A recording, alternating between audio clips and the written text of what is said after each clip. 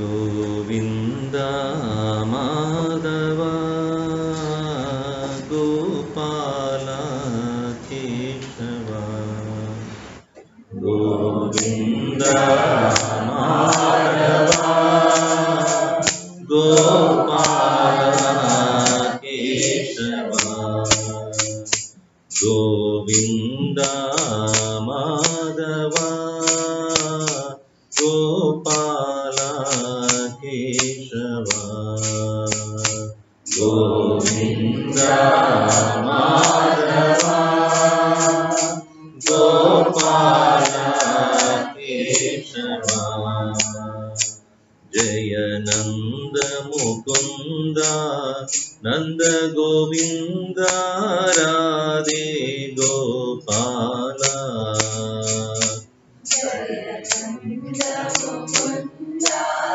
Nanda Govinda Radhe Gopala Govinda Madhava Gopala Keshava Govinda Madhava Gopala Keshava Giridhari Giridhari Jaya Radhe Gopala Giridhari Radhe Gopala Giridhari Giridhari Jaya Radhe Gopala Giridhari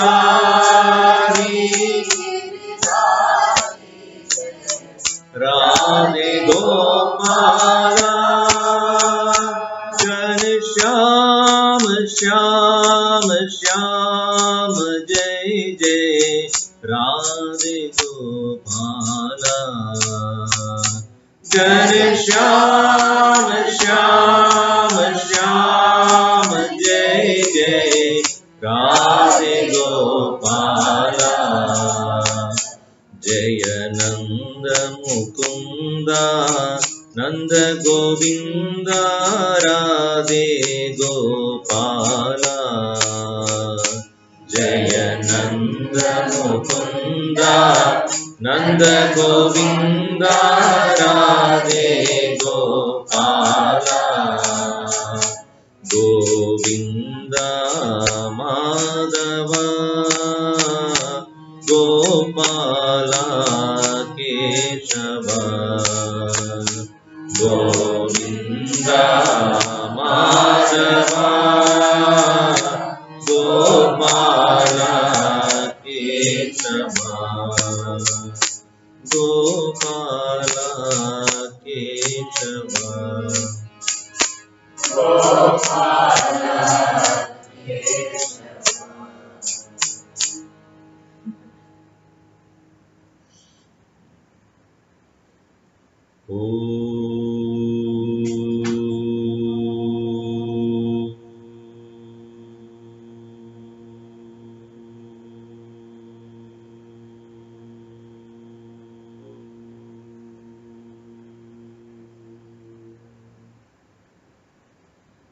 Shantakaram Bhujagasayanam Padmanabham Suresham Vishwadaram Gaganasadrisham Meghavarnam Shubhangam Lakshmikantam Kamalanayanam Yogi Vidyanagamyam Vande Vishnum Bhavabhayaram Sarvadokaitanam Satchidanandarupaya Vishvotpatyaधिहेतवे Tapatraya Vinashaya Sri Krishnaya Vayam Namaha.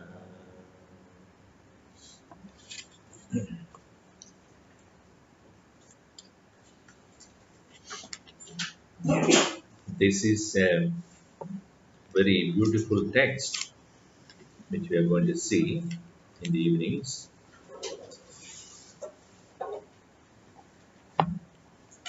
I was quite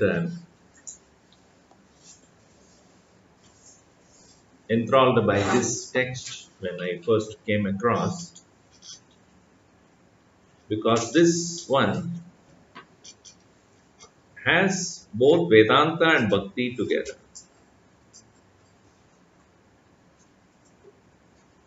A person who is a devotee of the Lord is not just an emotional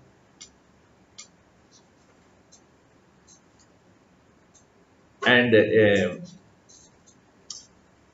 mere blind believer of some form of God. A true devotee is one who wants to disappear in the Lord Himself. And that is the reason why great devotees of the Lord,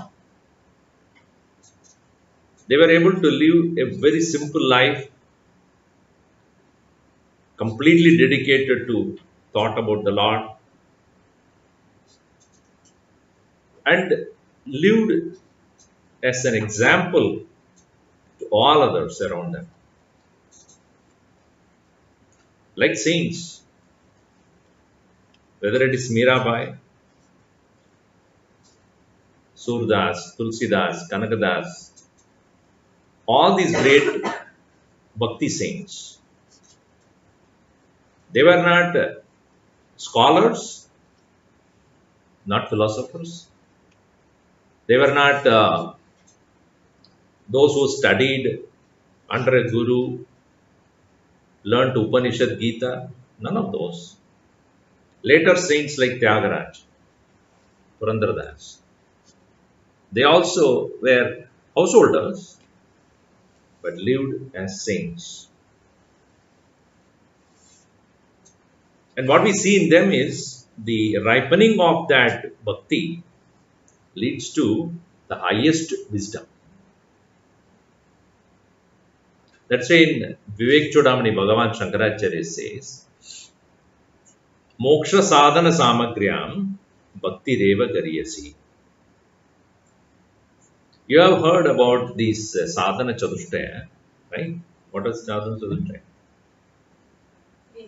Viveka, Vairagya, Shat Sampatti and Bhakti kahan se hai?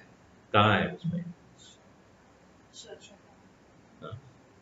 Faith can be Guru, Shastra Vakyeshu. It's not talking about Bhakti there. So that particular aspect, Bhakti, is not mentioned in Vedanta Shastra. But Shankaracharya brings that point. Among the means to realize the highest truth, Bhakti is best. If a person has devotion, he has all other qualifications. Granted. Vivek, Vairagya, Shama, Dhamma, Uparati, Titiksha, Shraddha, Samadhan and Mumukshutva. Everything is there. Because this devotion is not some emotion. Today we have e-Vedanta, e-commerce, e-trade. It's called e-motion also.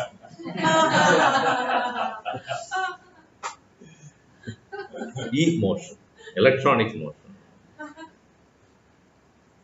It's not an emotion. It is evolution.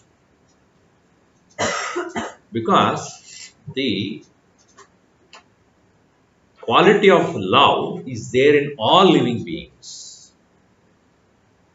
No living being lacks this at various degrees. It has been proven even plants can understand love.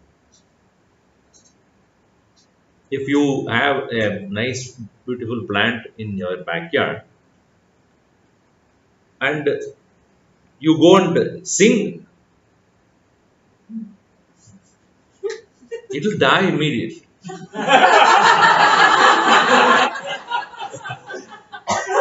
The way you sing, you cannot tolerate for too long. Some of you may be, okay. So it also has the feeling, he hates me so much. It tortures me like this.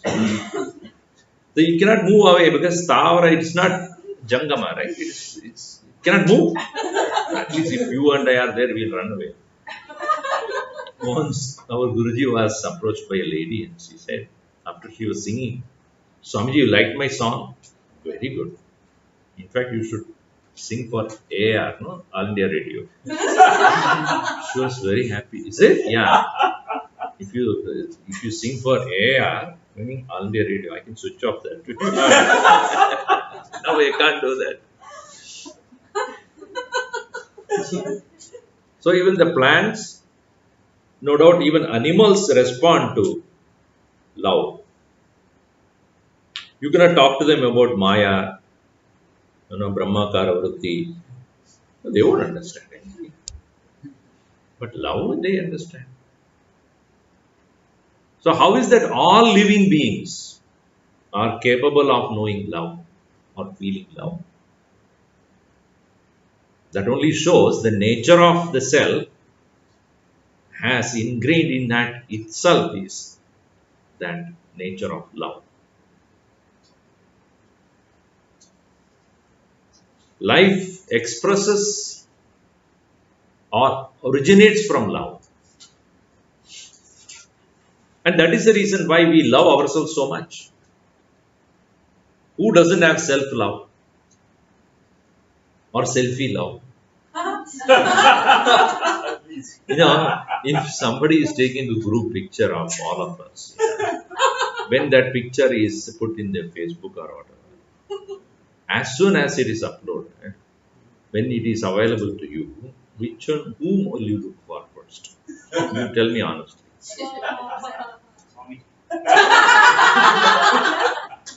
You look for yourself only. It's no doubt about that. Atmanastu kamaya sarvam priyam bhavati. Because we love ourselves, we love everything else.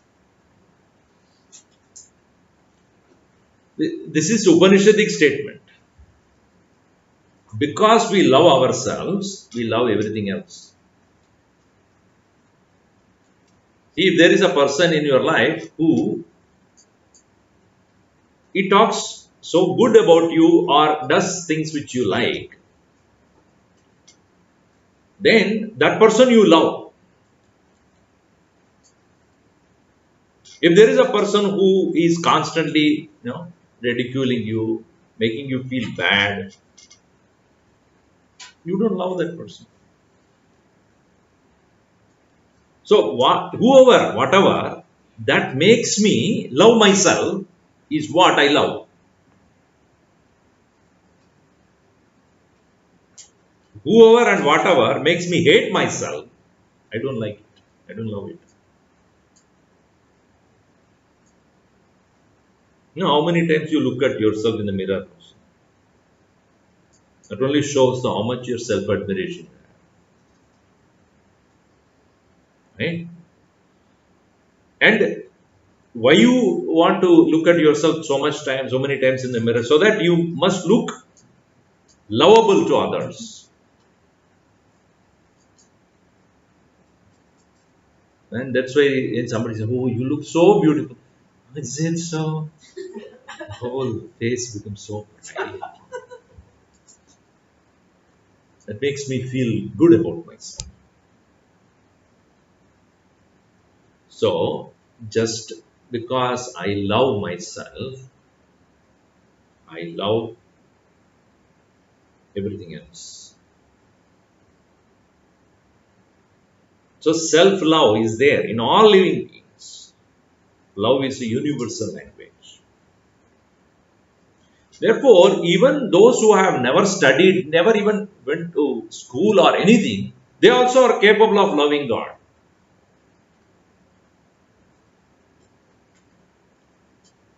One may not have any language to understand or read, has never gone to school. Do you mean to say he or she is not capable of loving the Lord? Ramakrishna Paramahamsa. I don't think he went to any school seriously. How many followers all over the world? Why? Because love for God.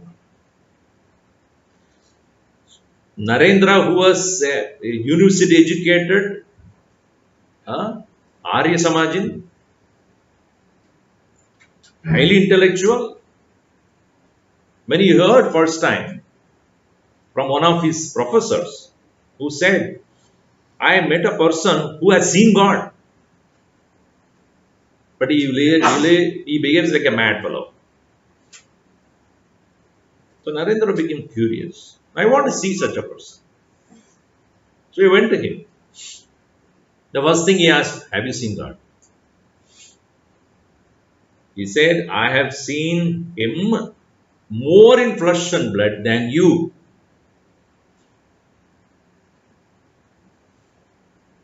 So that conviction, that statement shook him completely.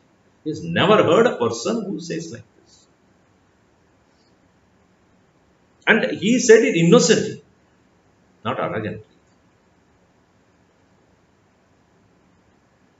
When eventually, Narendra became the disciple of Sri Ramakrishna Paramahamsa, great master he became. Now, what was it?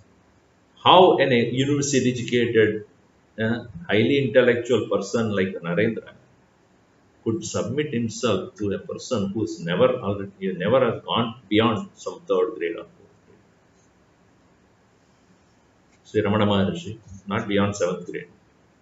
Our own Swami Tapovan, he stopped going to school around 8th or 9th. That's it. So, are they not great masters?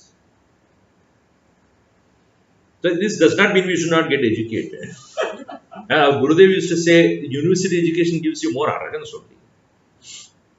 Though it makes us think logically, but reality is not a logic. No logic will apply there. Rationalization and logical understanding will only tell you that intellect cannot reach there. So the Mahatmas who have realized that stopped going to school. No point. What am I going to do? I'm only confusing. Jesus Christ, what school he was? Do you think? Moses, which school? And Buddha, where? So, love for the Lord is not an intellectual process. Nor it is just a mere blind emotion. It is innocence. It is where you cross the boundaries of the mind and intellect. In total submission. Unquestionable submission to the Lord. Because we are so logically educated, university educated, we are not able to submit. We are not able to surrender.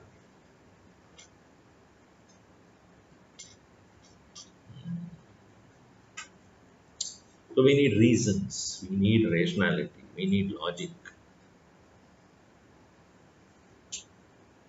Only to understand that truth is illogical. Yes. It cannot be obtained through any logic. So love has no logic, truth has no logic. So here in this composition, the author is a king. He was a great devotee of Bhagavan Sri Krishna. And he was a saintly king, royal sage, so to say. A very proficient in both his native language, Malayalam, and Sanskrit. And he was able to inspire so many people around him.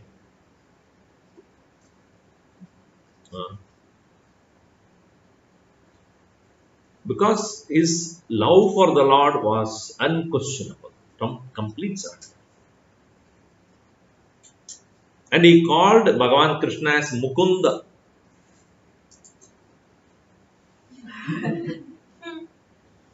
Mukha means here Mukham Dadati, Moksham Dadati, iti Mukunda. He the one who is the giver of moksha, liberation. The Dadati. Varada, when you say Varam Dadati, Varada. Sukada, Sukam Dadati, Sukada.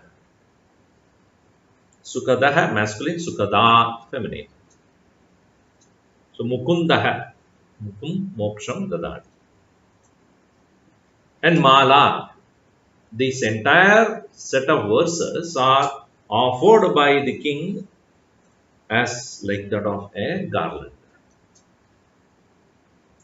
Garland of verses on Lord Krishna. So that's what's called Mukundamala.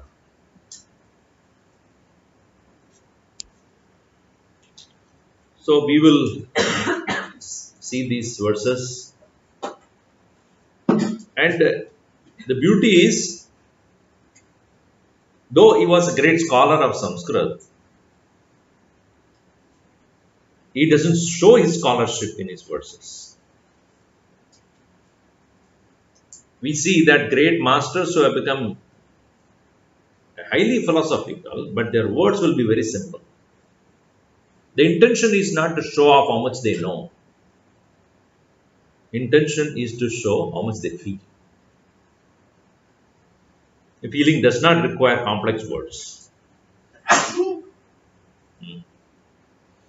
Similarly, here we see the author Kulasekhara Alwar. This Alwar is a title given to saints of the Vaishnava culture. Vishnu Bhaktaha. They are called Vaishnava. Shiva Bhaktaha, Shaivaha. Or in English, it is Shaivite. Vaishnavite.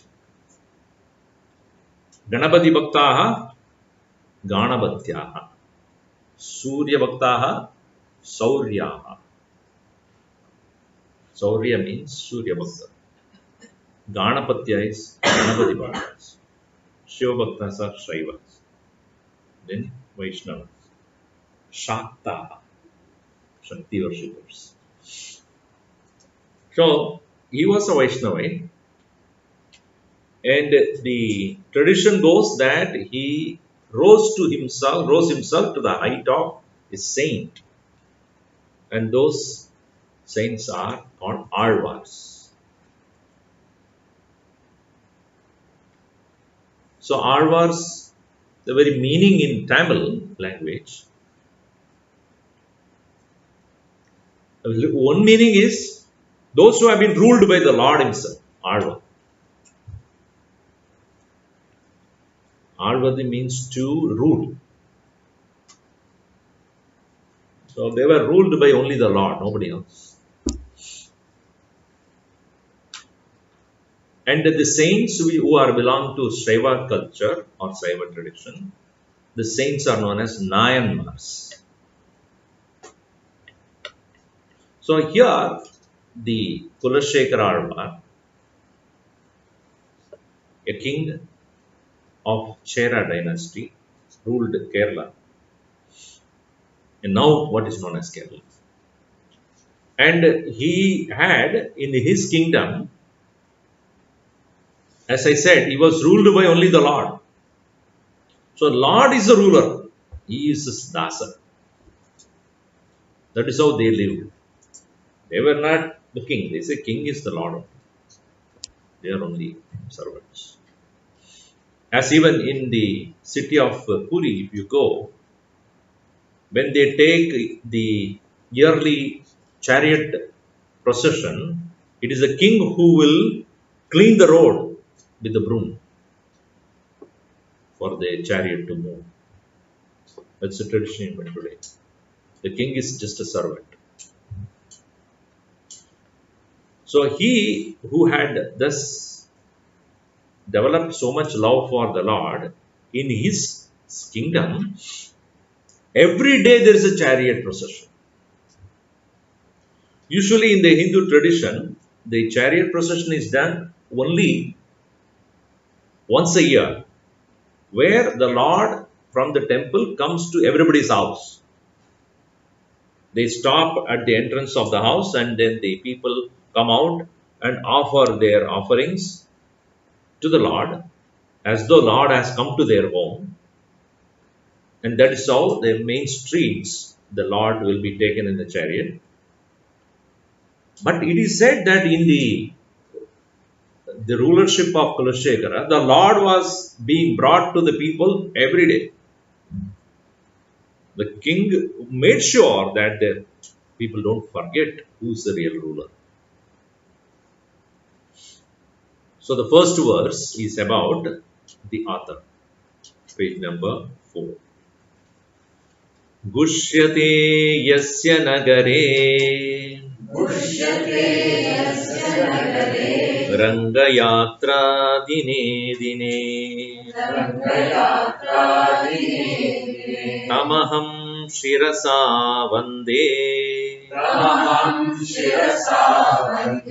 Rajanam Kulasekharam. Together. Gushyate yasya nagare Rangayatra dine dine Tamaham shirasa vande Rajanam Kulasekharam. Aham vande. I salute, I worship. Tam, him. Kulasekharam, aham vande. I salute the king, Kulasekhara. Why? So when we say namaskar or salutations to anybody, to whom do we do?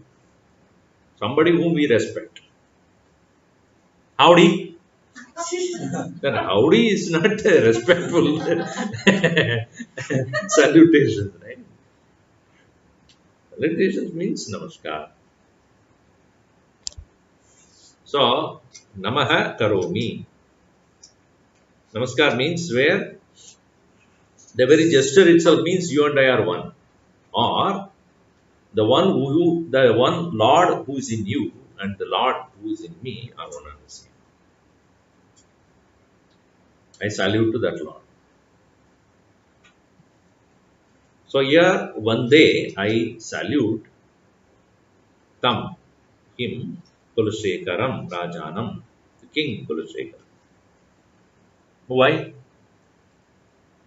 Because it is said, Yasya Nagare, in whose kingdom or in whose city, Rangayatra dine dine gushyate. The Lord's chariot procession is declared gushyate dine dine, every day. Meaning the Lord has been praised and brought to the people every day. In fact, it is true, if you look at yourself, what you do every day becomes your habit, right? After some time. If you do once in a while, it doesn't become a part of your personality. You know, it is said that body also has got its own, what do you call that? Huh? Muscle memory. Huh? Muscle memory. So, see, for example, the hunger itself is a muscle memory only. How your body gets hungry, you think about it. Oh, now at around 12 o'clock in the afternoon, I should get hungry. It's not your decision. It's your decision. So, hunger and thirst, they are not decided by you. It happens. So, that body has got its own mechanism, right?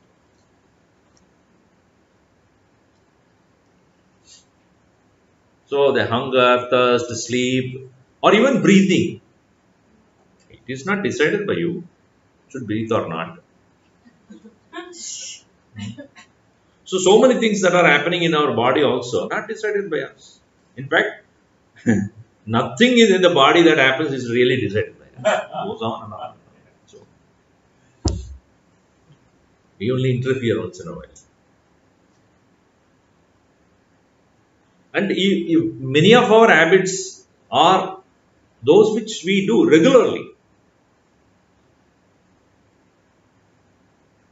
So that is the reason why Dainika Bhakti, the Dainika, what do you call that? Upachara of the Lord, daily worship of the Lord is prescribed. It should become a part of your daily routine. Dainika Puja Vidhi, and some of the books that are available. And it's considered for a sadhaka, it will become a kartavya. It's something to be done. No choice are given to you. Tavya pratyaya, to be done. Kartavya. Karvanuche. Karvanuche. Karvanuche means to do. We have to do. Bhojan karvanuche. Right? So, kurvanaha. In Sanskrit, it becomes kartavya. Kurvana. So, this worship of the Lord is not something which you may or may not do. It has to be done. So, that is the king himself was a person of that kind. Yatha Raja Tata Praja. So, the king himself was such a great devotee. Obviously, people who looked up to him, they were also influenced by him. It's like in a household, how the parents are, so will be the behavior and most of the habits of the children. In the same way, the king himself was a great devotee. There is a lot of influence of him by to the people. So, in whose city it is declared that the Lord's chariot is taken out to the people every day. Gushyate yasya nagare rankayatra dine dine tamaham shirasa vande rajanam Kulasekharam. Aham shirasa vande. By my mind I salute. Now, here Kulasekhara Alwar begins his composition. This is first verse is about the author, preface. Then the rest of the thing will now surface. So, the next verse, page number 7. See, many people, when they go to temple, they want to see the form of the Lord. It's interesting, I went into Lanka, Sri Lanka, sometime back, a few years back. Kadirgamam is a place where there is supposed to be a shrine of Lord Subramanya. One of the famous places of Lord Subramanya. Tamilians in Lanka, they worship Muruga or Lord Subramanya so much. So when I took the people there, thinking that it will be a nice place to visit as a pilgrimage, I reached the temple and the curtain was put, in front of the sanctum. They put the curtain. So sometimes when they are doing alankar of the Lord, they close the curtain, and then after the alankar is done, when they are ready to do the arati, they open the curtain. So it was there. So then the priest there, who looked like a Buddhist person, and few others were standing there. So I asked them, when do they open? He said, what do you want? You want to do the puja for? Okay, this is the amount you have to give. So we gave the money, etc. I collected from her. We are around 50 of us. They all went inside. 10 minutes, 20 minutes, 15 minutes, 30 minutes. There's no sign of them. Then what is happening there? So then after some time they came out with a plate full of fruits and something and gave to us. I said, we want to see the Lord. They said, you can't. What do you mean by we can't? You remove the curtain. They said, we never remove the curtain. What do you have there? Nothing. They have only the yantra, a particular formation which is on the ground, and there is no form. I was quite disappointed. All the way we go there and we gave all the money and all, nothing. The curtain was there and some painting was there on the top of it. So I was quite vexed and then came out. And there was a sadhu like him sitting there. I looked at him. In Tamil I asked, why don't they show the form? He said, from which part of the country, India, you are coming from? I said, coming from Tamil Nadu, Kerala. In your northern culture, it is, I am north. According to them, I am north. Because they are in the south. So in your northern culture, there is worship of form. We don't do it. So it is hard for us to comprehend the Lord without a form. Even in Gita also, Bhagavan was asked this question, right? Arjuna asked this question, which is best, formful worship or formless worship? But Krishna says, no doubt, both are equally good, but without the form, worshipping will be very hard. Kleshaha adhikatarastesham avyakta sakta chetasam avyakta hi gadir dukkam dehavadbir avapyate. Those who are so strongly identified with themselves as the body, to see God without a form is difficult. Kleshaha adhikataraha. Difficulty is more. Tesham, to those. Avyakta asakta chetasam. Those who are attached to wanting to know the Lord without a form. Avyakta hi gatihi dukkam. Difficulty is the path of no form. Dehavadbihi. By those who are identified with the body. So we are, at this present moment, so and so means we are identified with the body. And so we want to see the Lord also with the form. So it is not something, degrading or bringing down the Lord's nature. No, it is to uplift the mind of the seeker. The mind of the devotee has to be uplifted, and for that purpose we need something to hold on to. Like our Gurudev used to say, if you are standing on a floor and if you want to raise yourself from the floor, how do you do that?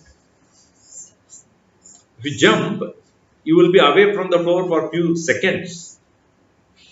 Whereas if there is a rope that is hanging from the ceiling, and if you hold on to it, you can remain away from the floor for a longer period of time. Right? In the same way, to detach from the world, you need to attach to something. To detach from the mundane things of the world, you need to attach yourself to something else. And it is not escapism. It is rising above. I don't want to get caught up in the quick quagmire of this world. So many things which are, elusive, unnecessarily catching me and pulling me down. I need to move away from it. So I need to have something to hold on to. It is said, yesterday I was there in Nasa, there is a Swamiji Maharaj's Mahasamadhi yesterday. So they had the puja, etc. He took Jala Samadhi in 1963. Yes. And so they did the puja under the water itself, ocean. So I was there, and then the Swamiji there, Swami Swarupananda, was the head of the institution there. He said that when Swamiji Maharaj took Samadhi, the last statement that he made was detach and attach. Then he left his body. Gurudev also, who is none other than his own disciple, was often asked this question: what is the main message of Hinduism? Detach and attach. So this detachment is not possible unless we attach ourselves to something greater. So for that purpose, the form of God is very, very useful. So the poet here is giving a word description of the Lord. Description of the Lord in the form of a beautiful words. So here you see the verse number 1. Vande Mukundamala Vande Mukundamala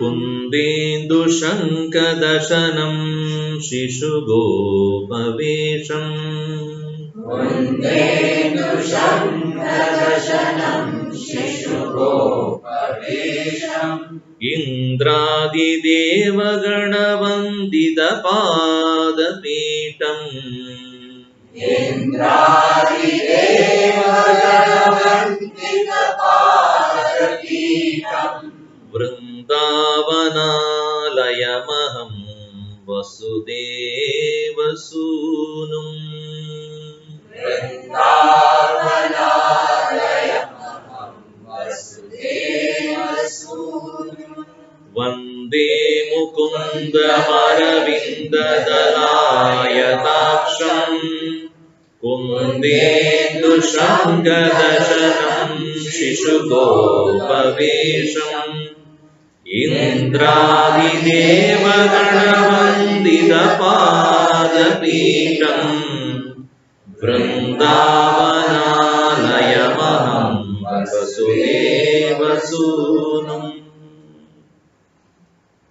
Again, one day, he begins with that. I salute. Vandanam is salutation. Aham vande, I salute. Whom? Mukundam, the giver of liberation. In fact, our Guruji used to say, when you enter into a flight, first thing they will tell you is how to exit. Isn't that true? So as soon as you sit down, you put the belt and all the same seat belt. Now we'll tell you how to exit. Emergency exit. It may be just behind you. Please watch. And then they'll tell you that line. Why? Because you should know how to get out. In emergency, you should know how to quickly go out. Right? So interestingly, when we are born, nobody told us where is the exit. We get only excited. Where is the exit? They don't give us that information. So, first salutation to the one who is the giver of freedom. Vande Mukundam.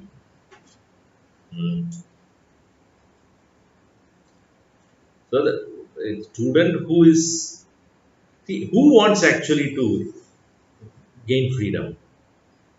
One who is experiencing the bondage.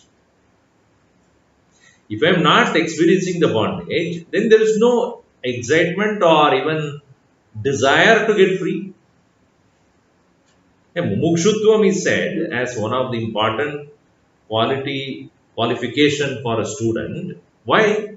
Because if you don't feel that you need to be liberated, you will not have any vivek also. Why vivek?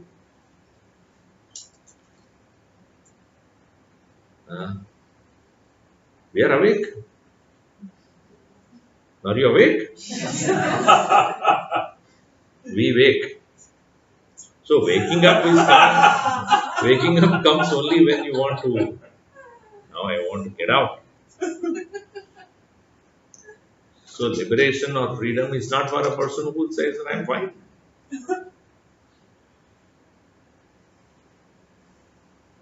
So the bondage is not somebody is binding us, somebody is holding us in captivity. We are ourselves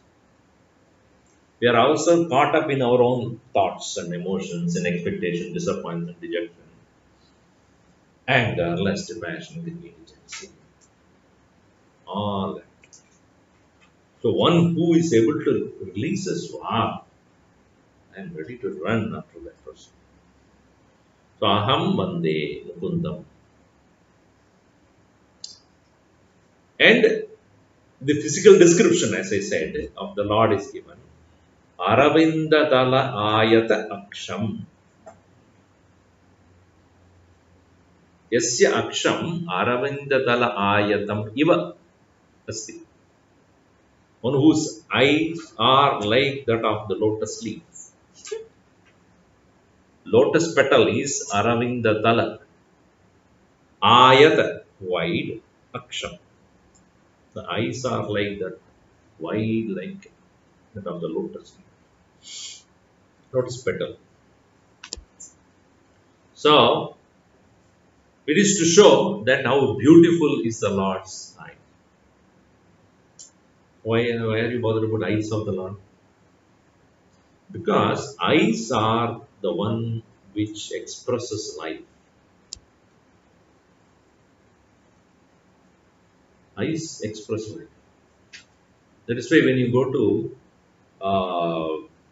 places like Jaipur, where they make marble idols, or you go down south to Chennai or somewhere, where they make granite idols. Once I went to get some Krishna's idol for one of our centers. So I went to Jaipur. They have a lot of such beautiful idols of Sri Ram, Krishna, Shiva, everything. And they were all there in that workshop as they were doing. But all of them, or most of them, their eyes were not open. Everything is done, but eyes are not open. So I asked the person who was there in charge, he said, all these idols are so good, but why eyes are not open? He said, that's the most difficult thing to do.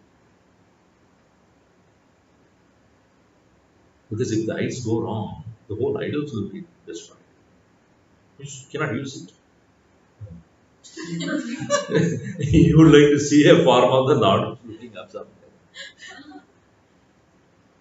Eyes are very important. That's why when you go to a temple, what you want is Bhagavad Darshanam. Isn't that? Darshan, what's the meaning of darshan?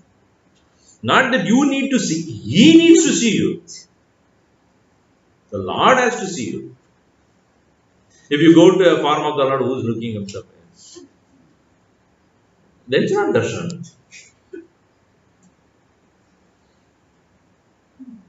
Eye to eye contact.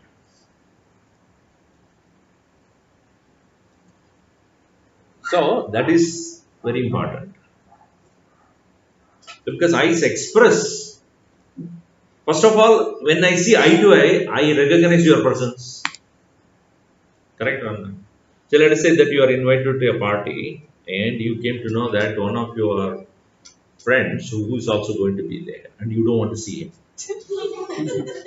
Because you owe him some $1,000. So you don't want to see him. So, but you are forced to go to the party because your friend who is hosting the party is important to you. Now, you make sure that you are not seeing that person eye to eye. Even if he is looking at somewhere and if you see it, it's okay. But if he sees you, even if he sees you when you are not seeing him, it's okay. But if you see him in the time, at the time when he sees you, or you both see eye to eye, then you can't escape. You cannot say, I didn't see you. Correct? So in the same way, Bhagavan has to see your presence. That's why in the light they light up. In the olden days, they did not have halogen light, on the face of the Lord. It is usually dark, and they take the lamp or made of this camphor, and then raise to show the eyes, so that the Lord will be seen by you, the face of the Lord, and Lord will be seen you. That's really it. So, eyes of the Lord is so beautiful because for us to watch Him watching us. Vande Mukundam Aravinda Dalayata Aksham. And the beauty is further described as his teeth are white without any whitener. Kunda Indu Shanka Dashan. Damshati Idi Dashan. Damshati means that it bites. So the teeth are Danta. How Kunda? Kunda means, what is it? Jasmine. Indu, moon. Shanka, conch. All these are all pure white. Kundendu Shanka Dashanam. One whose teeth are so bright and beautiful naturally, like that of a lily, jasmine, Hindu, moon, or Shankar conch. Shishugopa Vesham. And he is in the form of a Shishu, young lad who is a cowherd boy. Gopa. So the beauty of Krishna is a young lad standing there, smiling away, having a pure white teeth, a lotus petal like eyes. And even though he has appeared like a young boy who is so innocent as a son of Vasudeva, son of Nandagopa, but he is the Lord of the universe.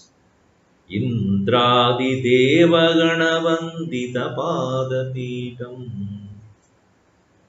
Even though he has taken the form of a young lad who is just a cowherd boy, but his feet are worshipped by Indra. Indradi Deva Gana Vandita Padapitam. One whose feet are worshipped. Vandita. Past participle. Vandita Padapitam. Indradi Deva Gana Vandita Padapitam. Vrindavanalayam. He is the very abode of Vrindavan. The Vrindavan is the Tulsi, which is most auspicious as most and as well as most medicinal plant in the world. Vrindavana Alayam. One whose abode is Vrindavan. Aham Mande. Vasudeva Sonu. He is the son of Vasudeva. Suna. Sunaha means son. Sutaha, Sunaha, both are right.